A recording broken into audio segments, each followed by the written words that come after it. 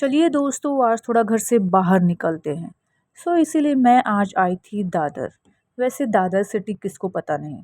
Normally लोग यहाँ पर शॉपिंग के लिए आते हैं, because it is very famous for the shopping, for the market. कपड़ों के लिए फेमस है, लेकिन इसके अलावा दादर सिटी और फेमस है सिद्धिविनायक टेम्पल के लिए।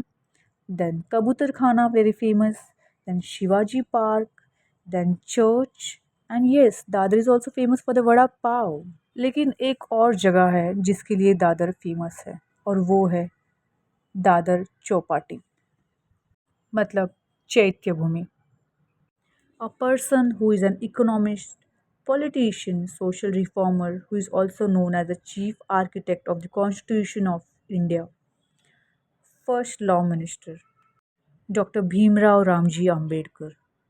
He was born on 14th April 1891, लेकिन उनका देहांत हो चुका था 6 दिसंबर को 1956 में दिल्ली में। लेकिन उनका पार्थिव शरीर मुंबई में दादर चौपाटी में स्थित चैत्य भूमि पर लाया गया था, और वहीं पर उनका अंतिम संस्कार हुआ, और तभी से उस जगह का नाम चैत्य भूमि पड़ गया। इस दिन कोने कोने से लोग, लाखों लोग आकर डॉक्टर भीमराव रामजी अंबेडकर का को श्रद्धांजलि देकर, बुद्ध वंदना करके प्रार्थना करते हैं। लोग 5 तारीख को ही आकर यहाँ पर बैठ जाते हैं, ताकि मंदिर में, जिसे विहार कहते हैं, उसके अंदर जाकर वो उनके अंतिम संस्कार मतलब दर्शन ले सके। तो इसके लिए बहुत लंबी लाइन होती है, और अगर 5 तारीख को अगर वो लाइन में रहेंगे, तभी जाकर उनको 6 तारीख को उनका दर्शन प्राप्त होता है।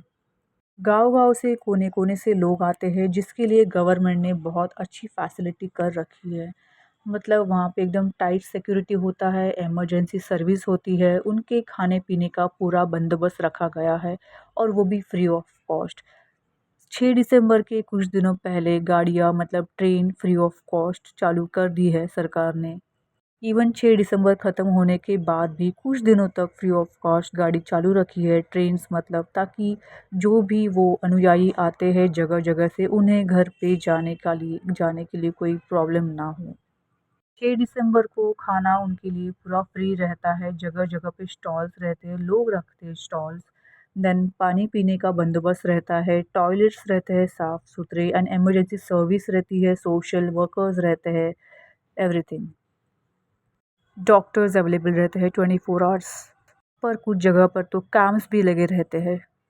वैसे डॉक्टर भीमराव रामजी आम्बेडकर के बारे में क्या ही कहना है, उनके तो पूरा कार्य सभी को पता है, लेकिन उनकी एक चीज़ मेरे दिल को बहुत छूती है, वो है उनका प्यार बुक्स के प्रति। Yes, his love for books was legendary, versatile. उन्होंने अपनी ज़िंदगी में बहुत सारे बुक्स पढ़े भी थे एंड लिखे भी थे। उसमें से 5 मतलब 50,000 बुक्स अभी भी दादर में, राजगृह में, उनके घर पर एज़ अ लाइब्रेरी के तौर पे रखे हुए हैं। उनके पास बहुत सारी डिग्रियाँ थी। उन्होंने अपने लाइफ़ टाइम में बहुत सारी पढ़ाई की है, बहुत नॉलेज लिया है, बहुत एजुकेशन ली है। उनकी जो डिग्री थी वो जिस तरह से थी, वो तो रियली माइंड ब्लोइंग थी। जैसे कि उनका बीए हुआ था, फिर एमए हुआ था, फिर पीएचडी हुआ था। उन्होंने इकोनॉमिक्स एंड सोशियोलॉजी की पढ़ाई की थी, one of the top most university मतलब कोलंबिया यूनिवर्सिटी से किया था। फिर यूनिवर्सिटी ऑफ लंदन से भी उन्होंने बहुत सारी डिग्रीज़ ले चुके थे। उनके पास ऑलमोस्ट 32 डिग्रीज़ थे, एंड इसी के वजह से उन्हें एक आर्किटेक्ट ऑफ इंडियन कॉन्स्टिट्यूशन भी कहा जाता है। जब वो एकेडमिक ईयर में जब पढ़ाई करते थे, तो हमने सुना है, पढ़ा है कि वो 18-18, 20-20 घंटा पढ़ाई करते थे, एंड पढ़ाई के लिए वो एकदम पागल से हो जाते थे। मतलब 2 वक़्त का खाना भी वो भूल जाते थे, और जैसे-तैसे मैनेज करके उनको अगर कोई बुक भी पसंद आई, तो वो आसानी से वो खरीद लेते ही थे।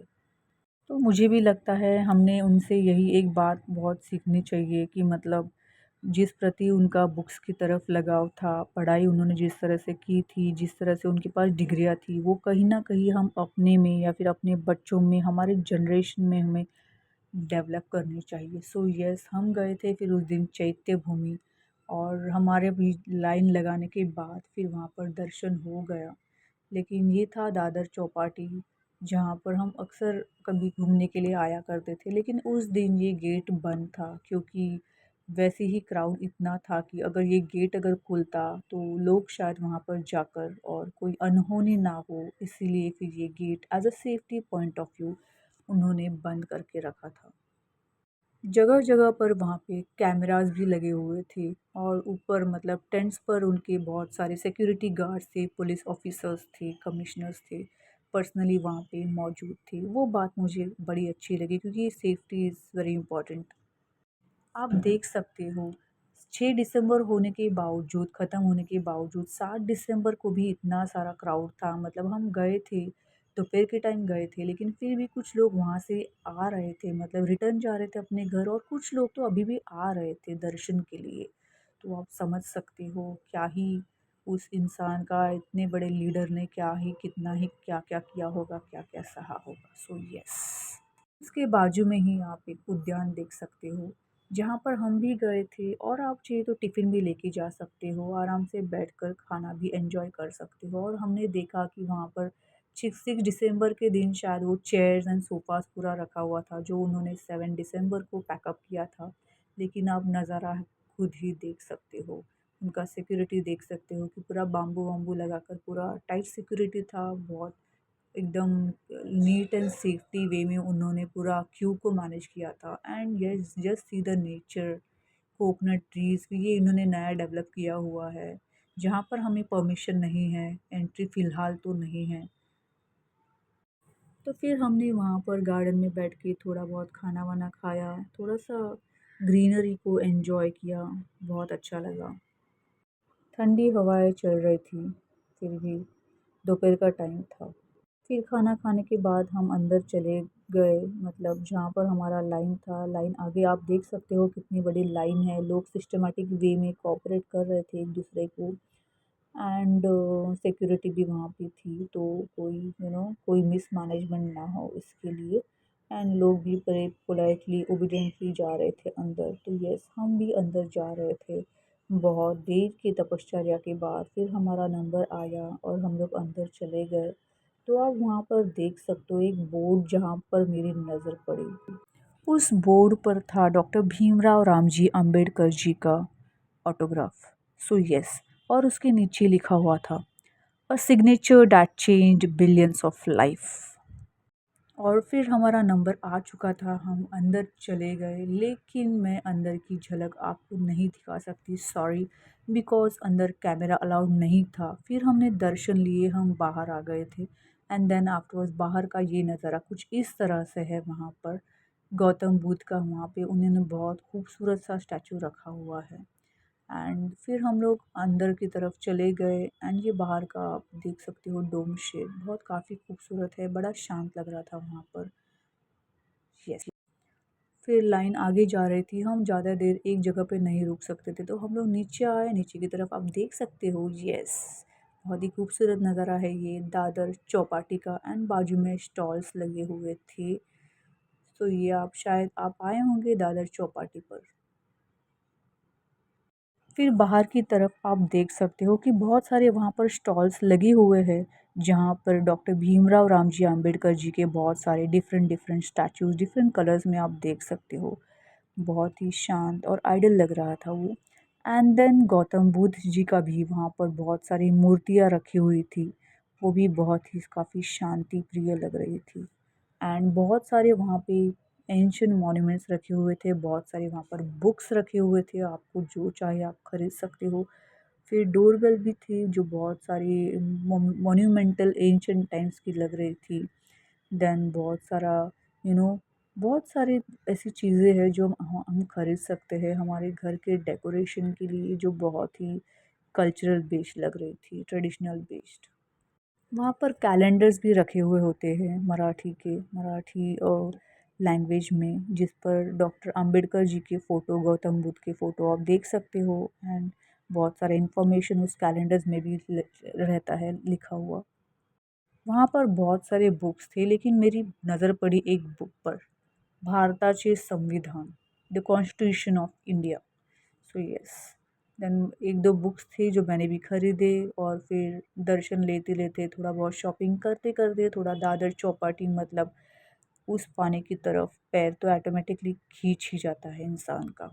हम वहाँ पर गए, थोड़ा बहुत एन्जॉय किया एंड वहाँ का आजू बाजू का जो नज़ारा है, मुझे वैसे ही सीनरी ग्रीनरी बहुत पसंद है।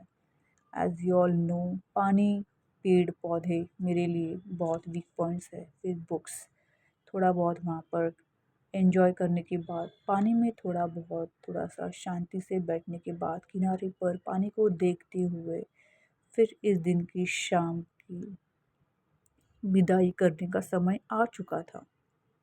जब भी मैं कहीं पर भी जाती हूँ बीचेस की तरफ, तो मेरी जो नज़र रहती है वो ज़्यादा वहाँ पर एन्जॉय या खेलने से ज़्यादा मैं उस पानी को, बहते हुए पानी को जब भी देखती हूँ, तो पता नहीं, एक दिल को अजीब सा सुकून मिल जाता है या फिर दिल में एक अजीब सा ठहराव हो जाता है।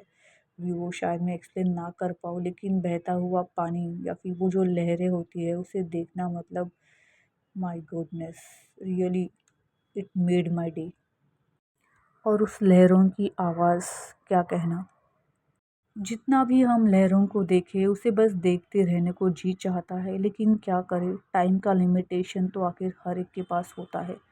सो यस, इसी उम्मीद के साथ कि अगली बार हम फिर मिलेंगे एक नई जगह के साथ, नई जगह के पास। तो चलती हूँ आज, आज के लिए बस इतना ही। आप लोग अपना ख्याल रखिएगा। वीडियो पसंद आए तो लाइक, शेयर और सब्सक्राइब ज़रूर करना। Thank you so much.